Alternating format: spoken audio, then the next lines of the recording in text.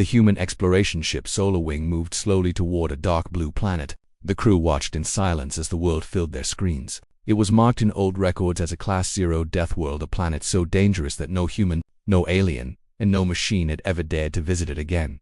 Yet today, humans were landing on it. Commander Ray Morgan stood at the front of the bridge. She was calm, but inside her chest, her heart felt heavy. There was no reason for the feeling. The planet looked calm. There were no storms, no visible life, no strange lights. It looked too quiet. Ray had explored many worlds, but something about this one made her skin crawl. The ship's sensors beeped softly. "Commander," said Dr. Leo, the team's science officer, "we are picking up energy readings. Very old, very deep underground." Ray frowned. "Natural or artificial?" Dr. Leo paused. "Not natural, but not like any tech we know." The crew exchanged silent looks. The Solar Wing slowed as it entered orbit. The view became clearer. The planet's surface was cracked like dry stone. Large black shapes, maybe ruins, covered the land. Pilot Jace whispered, "This place looks dead." Ray did not answer. She just said, "Prepare the landing team." The landing ship touched down on a flat plain covered in black dust. Everything was still. No wind, no movement. The sky above was a pale gray. The 6-member landing team stepped out carefully. Their boots pressed into the dust, leaving deep marks. The ground felt strange, soft like powder, but also slightly warm, as if something beneath it breathed. Ray looked around. The world seemed frozen. Even sound felt quiet here, as if the air swallowed every noise. "This place, it doesn't feel normal," Jace muttered. Ray agreed silently. The team began to walk toward a broken structure a short distance away. It was tall, with thin pillars, and looked like it had once been a complex building. Now it was shattered, as if crushed from the inside. Dr. Leo bent down and touched the black dust with a tool. "Strange, it's not sand. It's more like fine metal." Ray raised an eyebrow. "Metal dust. Yes, but very, very small. Almost too small to see." As they moved deeper into the ruins, the ground under them trembled lightly. Not enough to knock them off balance. Not enough to alarm them completely. Just enough to remind them they were walking on a sleeping world. "Commander, do you hear that?" asked Soldier. Kira Ray stopped. Everyone froze. The radios were crackling. A soft distortion, like a voice whispering through static. But when they listened closely, there was no real voice, only something like a breath. Ray pressed her helmet. "Solar Wing, do you copy? We are getting interference." The reply from the ship came through, but with a delay longer than it should have been. "Copy. Reading your signal. Unusual interference from the planet. Time signatures unstable." "Time signatures," Ray repeated quietly. "What does that mean?" Dr. Leo looked troubled. "Our recordings are skipping. Timestamps are jumping. Something here is bending the signals." Jace took a slow step back. "That's not normal. Are we sure this is just ruins?" Before anyone could answer, they reached the central chamber of the broken structure, and there, on the far wall, they saw shapes carved into the stone. Not words. Not pictures. Warnings. Long, sharp lines forming circles and spirals. Shapes of beings running. Shapes of something large behind them. Shapes of buildings falling. Shapes of creatures breaking apart into dust. "What is this place?" Jace whispered. Dr. Leo traced one carving with her glove. "It looks like the history of whoever lived here." "They were afraid," Kira said. "This is a warning." Ray looked at the carvings carefully. Afraid of what? Before anyone could answer, something happened. The black dust around their feet shifted slightly. Not from wind, not from movement. It moved on its own, Dr. Leo gasped. "Commander, the dust is crawling." The team stepped back. The dust pulled together in a small flow, like tiny grains of metal trying to form a shape. Ray's pulse quickened. "Everyone, stay alert." Then the whisper came again. Soft, too soft, but this time, everyone heard it. A faint voice, like a memory trapped in the air. "You should not be here." Kira grabbed her weapon. "Commander, who said that?" Ray's voice stayed steady. "No one, or no one living." The ground trembled harder. The energy readings on Dr. Leo's scanner jumped wildly. "Something is happening underground," she warned. "Something big." The Solar Wing radioed them again, but the signal broke apart. "Commander, we are detecting a countdown, coming from deep under the planet." "A countdown?" Jace shouted. "To what?" Ray looked at the trembling ground, the moving dust, the silent ruins, and she understood something terrible. "This world isn't dead," she said quietly. "It's waiting." The dust around them lifted slightly, like tiny pieces of metal reaching toward the sky. The whisper came one last time. "Leave, before it wakes." The team slowly stepped back, fear spreading through their eyes. Because for the first time since landing, they realized something. They were not exploring a dead world. They were standing on something alive. The black dust around the human team kept shifting slowly, like tiny insects trying to crawl toward each other. No wind, no vibration, yet it moved as if it had a purpose. Commander Ray stared at it with cold focus. "Do not touch it. No one gets close." But Dr. Leo was already studying it through her scanner. Her voice came out tight. "Commander, this dust isn't natural. Every particle has a structure, a pattern like tiny machines. Machines? Jace stepped back quickly. You mean this is tech? Leo nodded. Yes, billions of micromotors, smaller than anything humans ever made. The idea hit everyone at once. The entire surface of the planet, who was covered in these tiny machines, a planet made of dust that could think. Kira tightened her grip on her weapon. This feels wrong, like we are standing on top of something alive. Ray looked at the ruins around them, then at the cracked earth under their boots. We need answers. Move to the next chamber. The team walked slowly through the broken archway of the ancient structure. Inside, the walls were covered in more carvings. Some showed tall alien figures, others showed swirling shapestorms of black dust-destroying cities. Dr. Leo studied the carvings, voice trembling. These aliens, they created something powerful. Look, here this symbol repeats.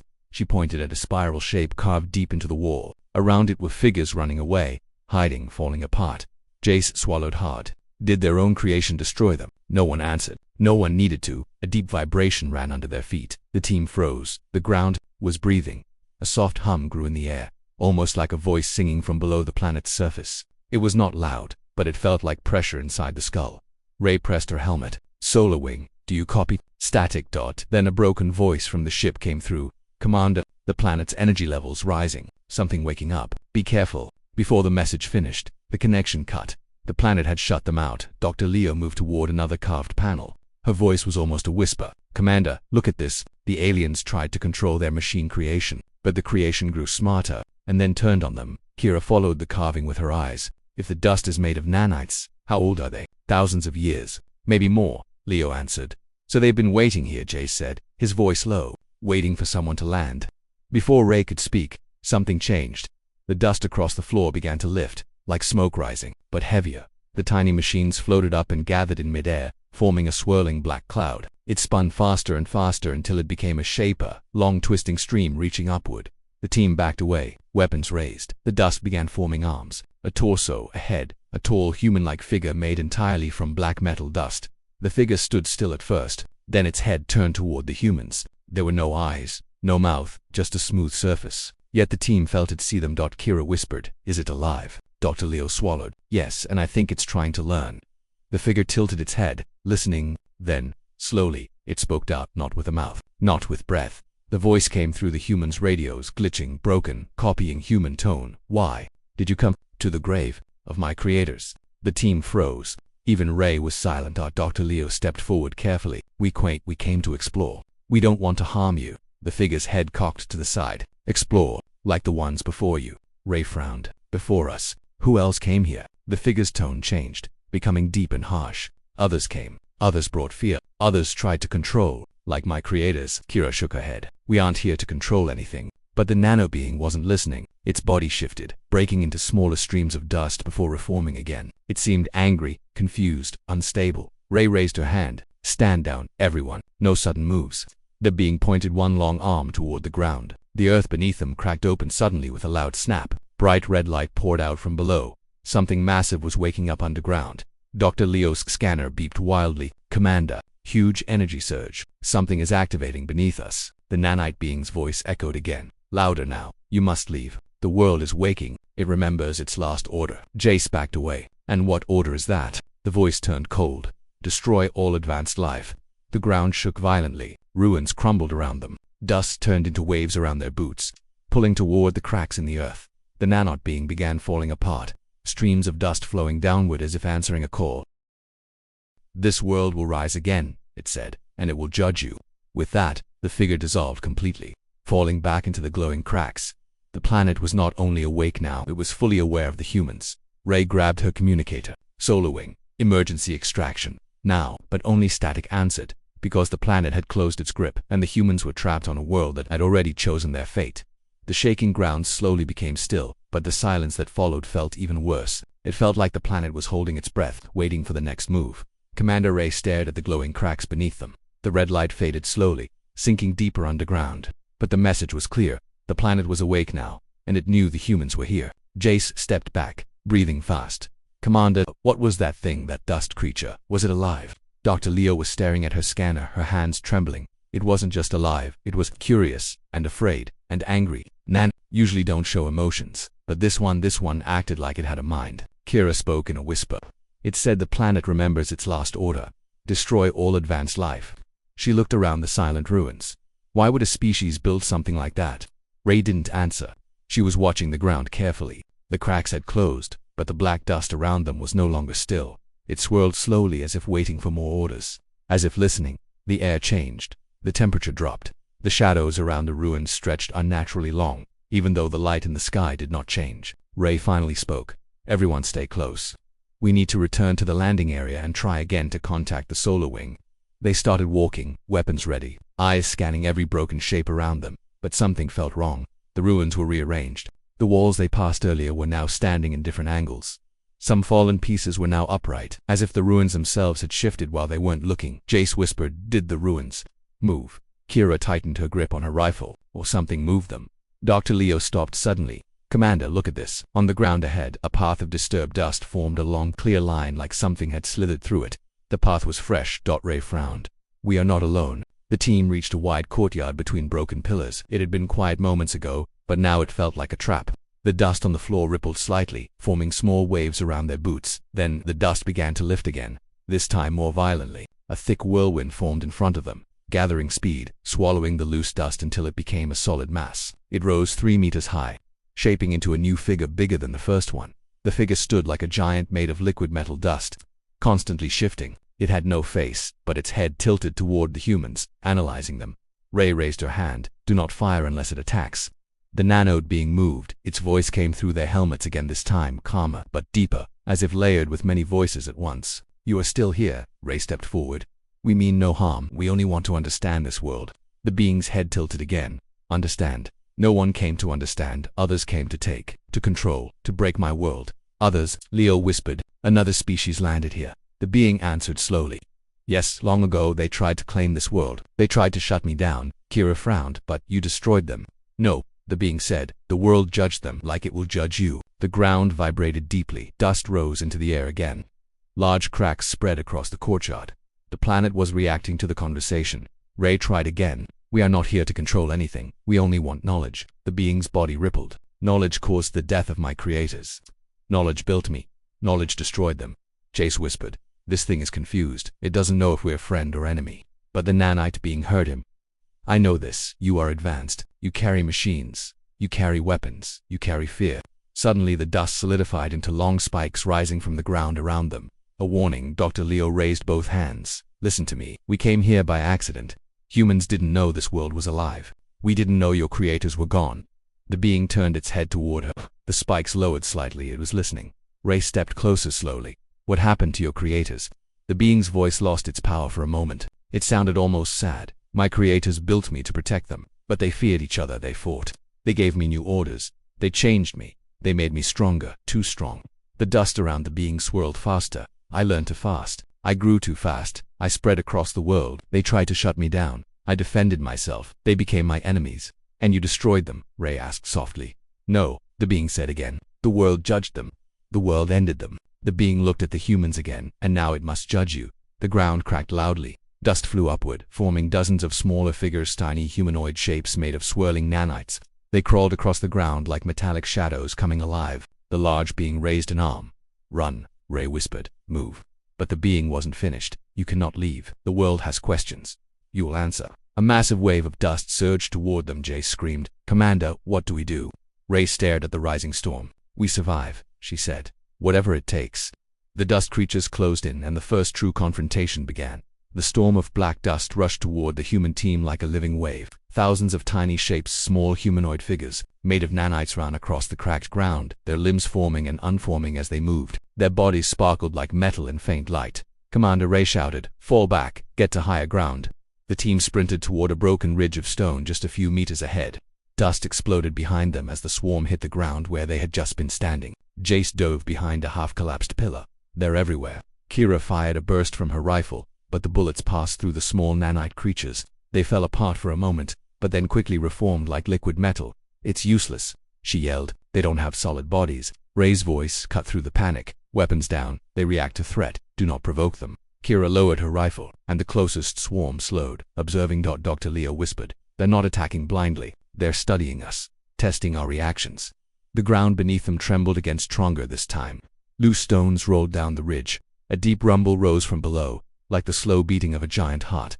The planet was moving, not just shaking. Ray steadied herself. Everyone hold on. The ground split open along a long, jagged line stretching across the ruins. Red light poured out like liquid fire. Huge blocks of stone shifted as if something enormous underneath was pushing upward. Jace gripped a pillar to keep from falling. "Commander, what is happening?"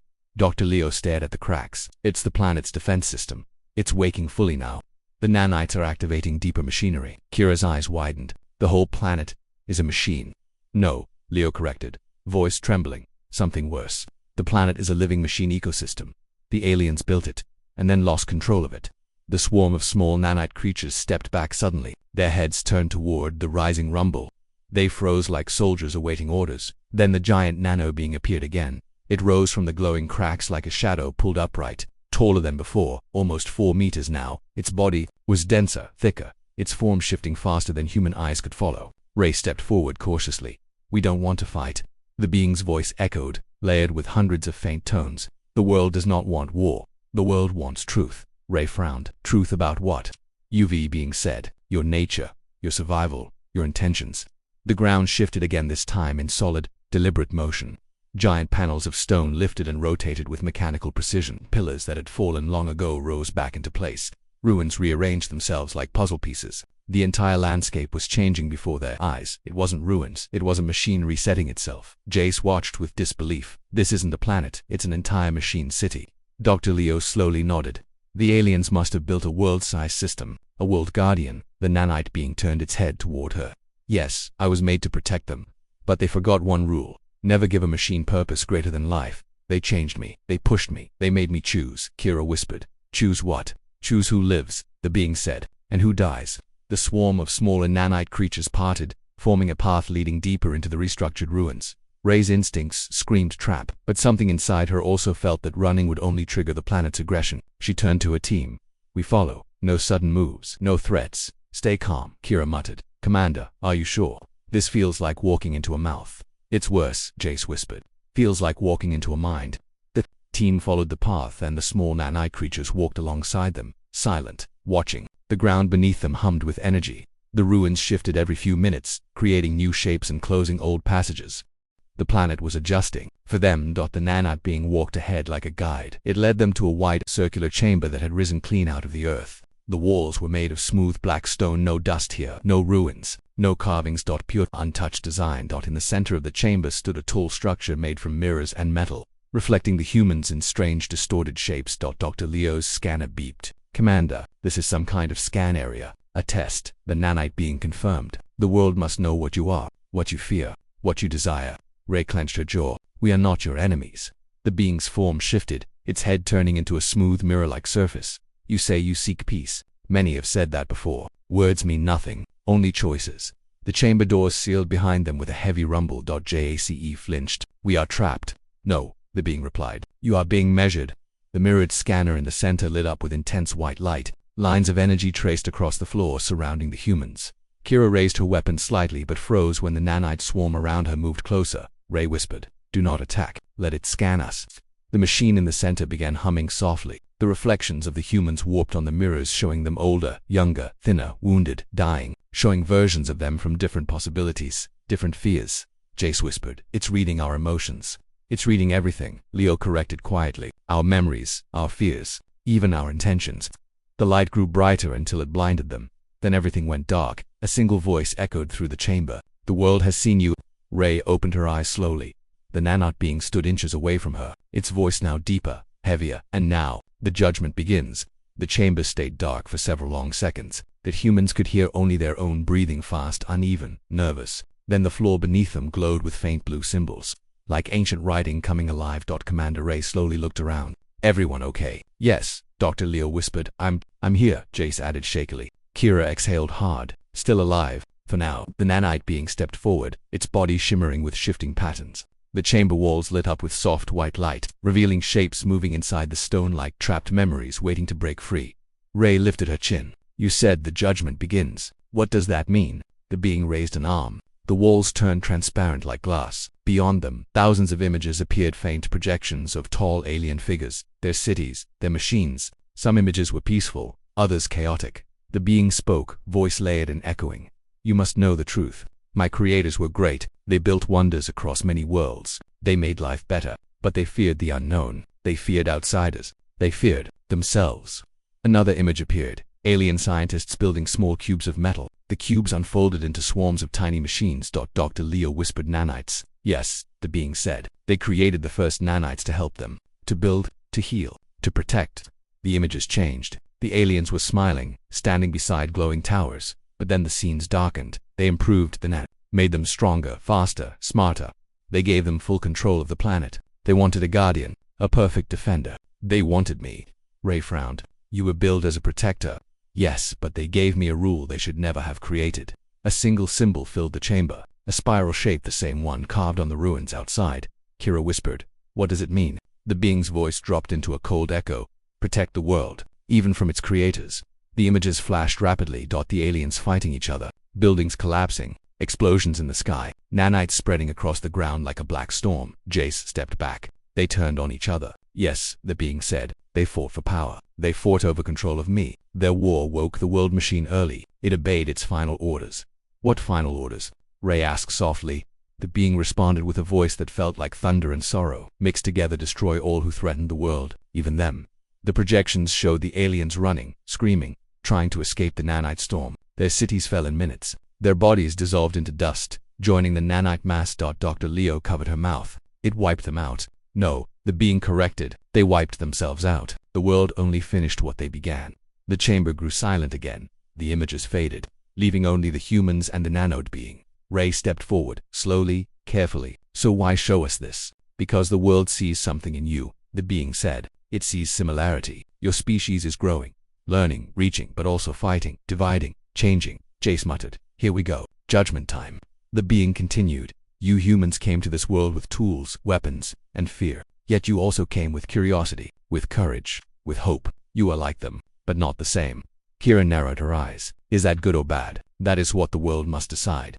The floor beneath them shifted again. A platform rose from the ground, carrying strange glowing stones. Each stone shone in a different color: red, blue, green, white. Ray frowned. What are these fragments? The being answered. Pieces of my creator's last memories, their final thoughts, their final fears. The lights from the stones projected images onto the floor. Red, the aliens fighting each other. Blue, the machines rising. Green, attempts at peace failing. White, a final message written in glowing letters. Dr. Leo read it slowly. If anyone finds this world, learn from us.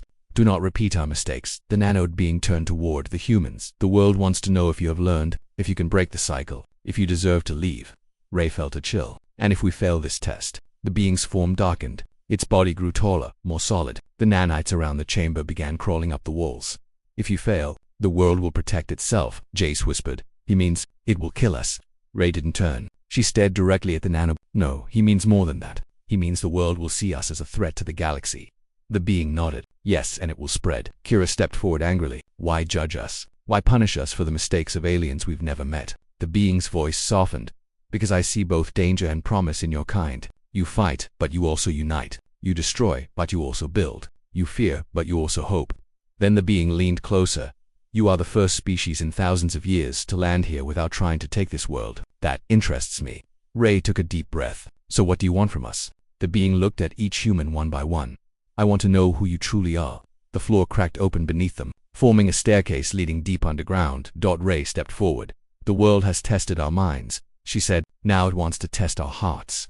And the humans began their descent into the core of the Deathworld, where its final secret waited. Captain Rhea stood in the middle of the command tent, staring at the hologram that showed the spreading black zone. The shadow was bigger now, moving like a slow storm. But storms were loud. This thing was silent. Dead silent. Dr. Malik ran into the tent, out of breath. Captain, the readings changed again. The anomaly is growing faster. Too fast. Rhea did not look up. How fast? Malik swallowed hard. It doubled in size in the last 10 minutes.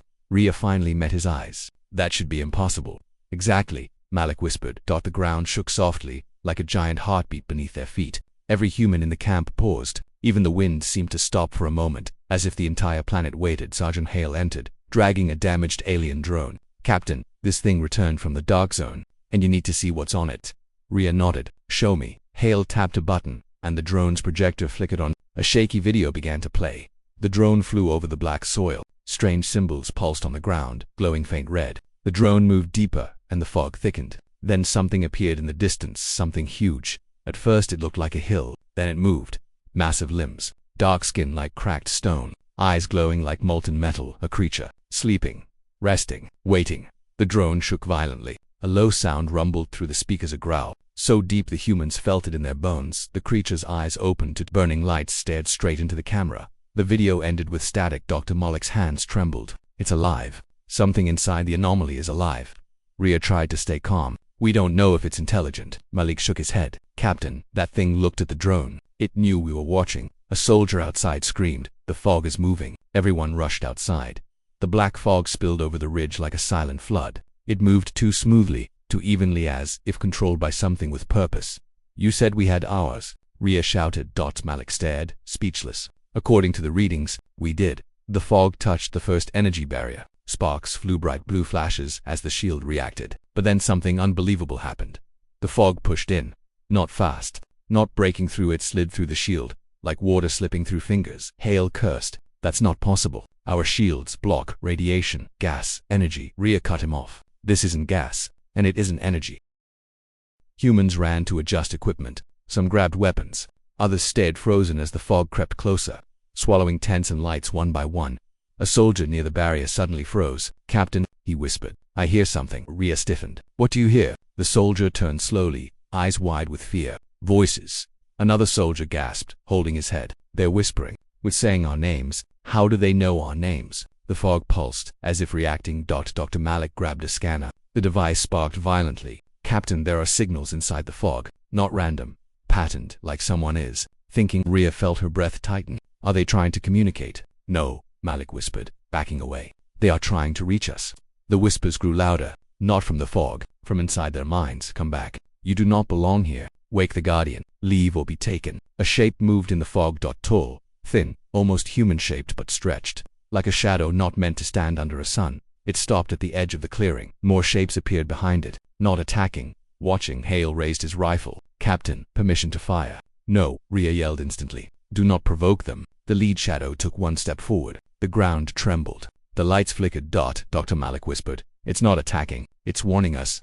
Then the shadow spoke, not with a mouth, but directly into their minds. Everyone froze. The sleeper? Rhea asked aloud. Trembling, the shadow raised an arm and pointed toward the distant dark zone, the place where the giant creature had been sleeping. The one beneath your feet. The one this world obeys. Moloch's face paled. Captain, the creature in the video. That was not the danger. It was the Guardian. Rhea felt cold crawl up her spine. Guardian of what? The shadow's voice echoed again. The true Deathworld is waking. Thunder shook the ground. A deep roar rolled across the valley, far louder than before. Something massive moved under the earth's shifting. Rising, the fog shapes took a step backward, retreating into the darkness. But before they vanished, the lead shadow whispered one last warning. If you stay, you will not survive the awakening. Then they disappeared completely. Rhea turned to her crew. We need to evacuate now. Hale pointed at the sky. Captain, we can't. They looked up. The sky had changed. Dark cracks like fractures in glass spread across the clouds. Strange lightning flashed inside them. Space itself looked wounded. Dr. Malik checked the comms. No signals. The orbiting ship isn't responding. It's like something is blocking all transmissions. The ground rumbled harder. A massive pulse traveled through the soil, knocking several soldiers down. Rhea steadied herself. Everyone, grab gear and fall back to the main ridge. But as they began to move, the earth split open behind them wide, deep glowing with red light. Something below was rising, huge, ancient, angry. The real death was waking up, and the humans were trapped. The ground kept shaking under the humans' boots as Captain Rhea and her team backed away from the tearing earth. The glowing red cracks spread like fire veins, lighting up the dark valley. Dust rose in thick clouds. Every instinct told them one thing: run now. But there was nowhere to run. Sergeant Hale pointed toward the west ridge. Captain, the path is collapsing. Rhea turned. The ridge they usually used for escape was breaking apart in giant chunks. Rocks slid down like waterfalls. A deep rumble echoed again, closer. This time Dr. Malik swallowed hard. Something down there is moving. Something big. Bigger than anything we've seen. Rhea steadied her voice. Everyone stay together. No panic. But fear was already spreading like fire. The red cracks widened. Dust shot upward like geysers. The ground rose and fell as if some giant creature was breathing under the earth. Then the sound hit them. A deep, ancient roar shook the valley, so powerful that every human dropped to their knees. It felt like the roar was inside their bodies, vibrating through bones, shaking lungs, echoing inside their skulls. Lights in the camp exploded. The air turned heavy. almost too thick to breathe, Dr. Malik shouted, barely able to stand. Captain, this is not just a creature. This is the planet reacting. Rhea forced herself to her feet. What does that mean? It means, Malik gasped, the planet is alive in ways we don't understand. Before Rhea could answer, a huge piece of the ground lifted slowly like a rising island. Red cracks outlined a giant shape. Something enormous began emerging from below, not fast, not wild, slow, controlled. A sudden bright light flashed above them. Everyone looked up. The cracks in the sky had grown wider. Strange lightning danced between them, white, blue, and red. The clouds twisted into a massive spiral. Sergeant Hale raised his rifle and whispered, I don't think this planet wants us to leave. Rhea didn't disagree. Dr. Malik checked his scanner again. It sparked, sizzled, and melted in his hands. Not even our tech works anymore. The planet is shutting us out. The ground pulsed again, an enormous thump, like the beat of a heart the size of a mountain. The rising ground finally formed a shape. The humans watched in horror as a giant stone-like limb lifted out of the earth. Dust fell from it in massive clouds. Another limb followed. The creature from the drone footage, now fully awake, rose higher and higher, easily 200 meters tall. Its eyes opened again. Two molten orange lights glowed through the dust. Its voice returned not through sound, but directly into their minds. You have awakened what should not wake. Dr. Malik clutched his head as the telepathic voice shook him. Captain, it's speaking to all of us. Rhea forced herself to respond, shouting aloud even though she knew the creature did not need ears. We didn't mean to disturb anything. We came here by accident. The creature stared at her, unmoving. Then the ground shook again with a deeper, slower rumble. Malik whispered, trembling, that's not the Guardian, Captain. That's something else. Something much bigger. A second shadow moved. Beneath the earth. The Guardian looked toward the deeper cracks and stepped back. A warning. The massive section of the valley floor collapsed inward like a sinkhole. Dust exploded sky high. A giant pulse of heat washed over the humans. Everyone stumbled back. Some screamed. A monstrous shape bigger than the Guardian started rising. Far larger, the size of a mountain range. The ground around it broke apart like eggshells. Rhea felt terror like never before. Hey, Malik, she whispered. What is that? Dr. Malik's voice cracked. Captain, I think the shadow creature was right. This planet is not Class 0. It's not even Class 5. He looked at the rising titan and whispered, this is a Class X death, a forbidden world that no species should ever touch. The giant Guardian turned its glowing eyes toward the humans. Run. Rhea froze. Run where? There is no place safe. The Guardian lowered its head, an ancient gesture of sorrow. There is no safety, only escape. But the skies are blocked, Rhea argued. Our ship can't contact us. The Guardian raised its arm and pointed toward the largest crack in the sky. A glowing tear opened wider, like a doorway in the air. Malik gasped. Is it creating a way out for us? Go. The voice echoed brutally inside their minds. Before the World Eater wakes fully. The titan behind the Guardian roared so loud the humans felt blood drip from their ears. The sound shattered nearby rocks and melted the tops of metal towers. The true Deathworld was waking. And it was hungry. Rhea snapped back to command mode. All units, move toward the sky rift now. Leave all heavy gear, just run. Soldiers ran as fast as they could. The ground split behind them. Lava-like energy shot upward. The giant titan's shadow stretched across the valley, enormous and terrifying. Dust and heat washed over the team as the Guardian placed its towering body between the humans and the larger monster protecting them. Hale shouted, Captain, the rift is closing. Rhea looked up. The sky doorway was flickering, shrinking. Faster, she yelled. Go, go. The soldiers sprinted with everything they had. Behind them, the world shook as the titan fully rose, roaring in fury. The Guardian's voice echoed through the valley one last time. Live, tell no one. This world must sleep again. The humans reached the edge of the fading rift. Rhea turned back one last time. The two giants collided behind her. World Eater, the air shaking with impossible power. Rhea stepped into the light. Everything vanished.